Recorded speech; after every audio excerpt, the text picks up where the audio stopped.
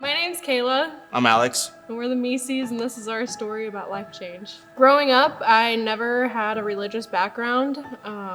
The closest thing to religion and God was grandparents that went to church, and they didn't really express it all that much. After we had our daughter, I struggled with postpartum depression and anxiety really bad. And it was a really dark time in my life. I shut out pretty much everything, and him, and I felt like I was struggling alone. And then my cousin urged me to go to just one small group, just give it a chance. I sat down with my little bitty baby and just listened. I didn't talk, I didn't say anything, I just listened to their stories, and I just remember being in awe that they believed so much in this one person, this one God, that I wanted to learn more about that. And the next Sunday I was in church. I sat in one of the back chairs because I was one of those people that didn't want to sit in the front.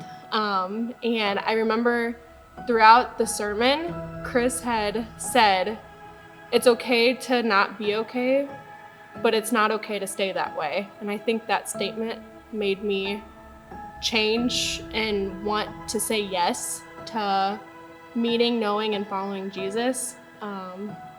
And that's when my life changed. That next October that they were rolling baptisms through, I said yes, and I got baptized, and that was the first time that Alex ever stepped foot in the Grace River. So yeah, I came to Grace River to support Kayla getting baptized, but after that, obviously, I really wasn't planning on coming back. Just church just wasn't for me. I didn't grow up in a religious home. My grandparents told me about God and Jesus, but it was kind of just left at that.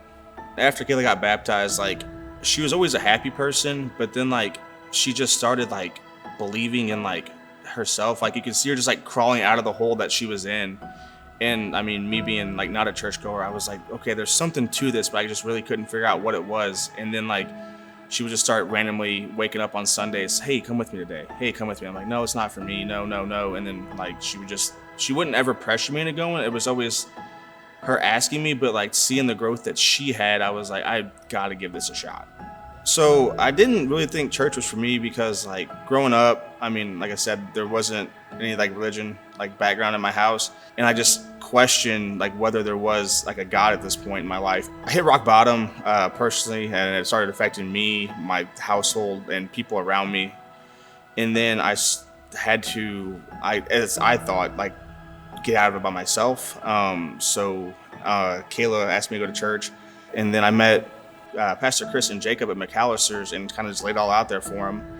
And that was literally the first time I had told anybody in my life about what I was going through besides Kayla. So at that moment, I was vulnerable for the first time in my adult life, and something just clicked at that point. Hey, kind of was just processing what was going on. And then I pulled up the Bible app, and the verse of the day was everything to do with salvation. So at that point, everybody's like, oh, God gave me a sign to do this. And it literally was here's your sign, just do it. I sat in my bedroom where I laid every night with the darkest thoughts of my life. And that's where I prayed. And that's where it all came full circle for me. And that's how I got out of it.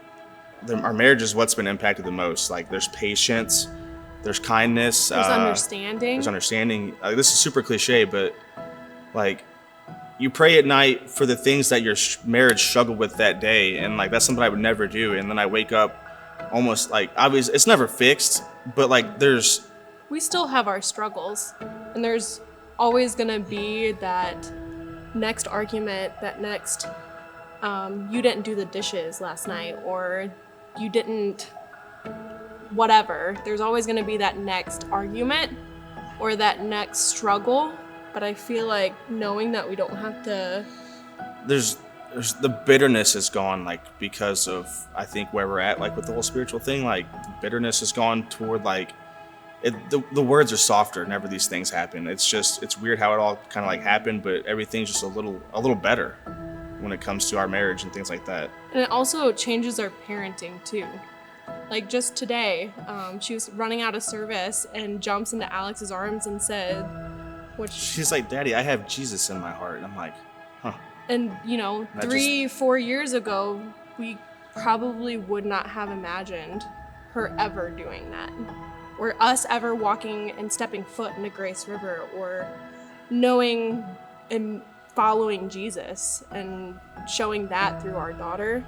Yeah, that's one of the biggest things is like, I mean, there's always somebody to talk to, and this is kind of like, I've thought about this a long time, but like, when there's nobody else to talk to, like, I just want her to know that she can just look up to the heavens and just pray, like, to Jesus, to God, like if I'm not there available, or Kayla's not, like, she has somebody to tell who or how she's feeling in that moment. And like, for me, like, that's the biggest thing, like, with me, and like to this day, like, if I can't tell somebody how I feel because I don't want somebody to know it, like, I can still get it out, and there's still somebody listening, and there's still somebody there for me. It's not so lonely anymore. Like, she's never alone, because if she has faith, like, she'll never be alone.